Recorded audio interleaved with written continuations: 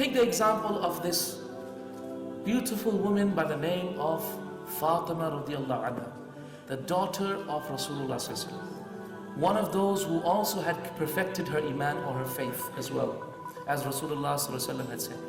The Prophet also said that Fatima would be the first to follow him from his family to the hereafter, meaning that she will be the first to pass away. In one amazing couple of verses, Allah subhanahu wa ta'ala says, Allah revealed a couple of verses in the Quran which I came across when I was reading the tafseer of Ibn al-Jawzih. I came across his explanation of a couple of verses of the Quran. And the verses of the Quran go like this. Allah subhanahu wa ta'ala says, ويطعمون الطعام على حبه مسكينا ويتيما وأسيرا إنما نطعمكم لوجه الله لا نريد منكم جزاء ولا شكورا إنا نخاف من ربنا يوما عبوسا قمطريرا. This verse mentions that Allah subhanahu wa ta'ala quotes people who give charity in the cause of Allah are those who say, verily they feed the poor, the orphan, and the poor, the orphan, and the prisoner of war. The poor, the orphan, and the prisoner of war. By the way, prisoner of war was actually a non-Muslim, isn't it? That's why they were prisoners of war. So Allah is actually saying that it's actually good to give charity to non-Muslims. So next time you actually ask yourself, can I give charity to non-Muslims? Can I feed them? Can I do that? Of course you can.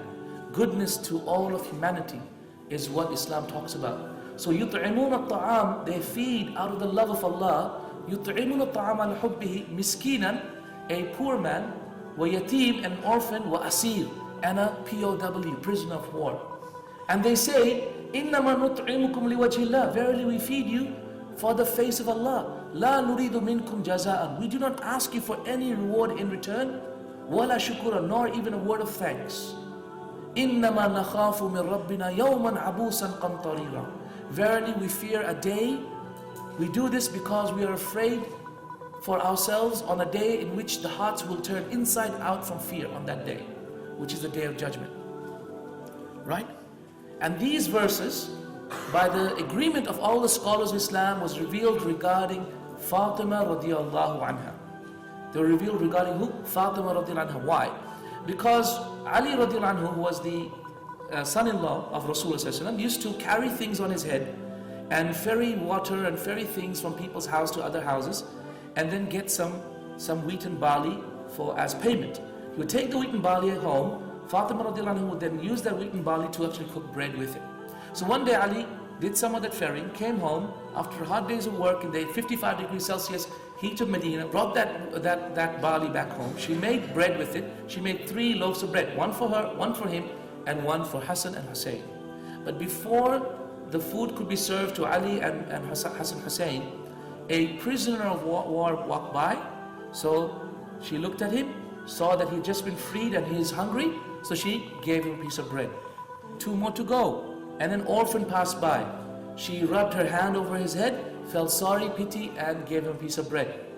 Not thinking of anything, not thinking where they're going to eat. And then thereafter, a poor person walked by, and she gave another piece of bread. So the blessed family went to bed hungry that night, the whole family. And so Allah revealed this verse. Do you know what's amazing about this verse? Do you know what's amazing about this verse? Is that thereafter, after these verses, God describes paradise in no less than 15 verses. An extensive description of Jannah, extensive description of paradise. Now, whenever you go to any extensive description of paradise in the Quran, you will find that God talks about the beautiful women of Jannah as well, which are the women or the husbands that are created, or the wives created for husbands. God talks about them, except for these places, this part in the Quran. In this extensive description of Jannah, God does not talk about the Hur al-Ain or the women of Jannah, the beautiful women of Jannah. Why? Ibn al-Jawzih said, amazing. When I read this, like, oh my God, unbelievable. Do you want to hear it? You sure? Keep you in suspense. Okay, Ibn al-Jawzih, may Allah have mercy upon him, said, Allah subhanahu wa ta'ala loved the action of Fatima so much and knew her jealousy of other women because she didn't want Ali to take another wife. Knew her jealousy so much so that he revealed verses about Jannah and did not mention the Hurul Ain at all, because he did not want to offend Fatima radiyAllahu anha. Allahu Akbar. Amazing. These verses were obviously revealed for Fatima, right? Because of the good act that she did. He didn't want to offend his slave. He didn't want to offend his slave. He knows his slave doesn't like something.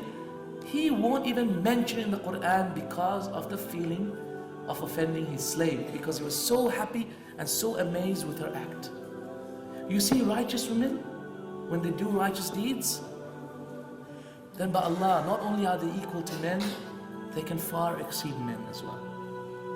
So much so that Allah above the seven heavens can reveal verses recited till the day of judgment in amazement of his slave, in amazement of the actions of a righteous woman by the name of Fatima radiyAllahu anha.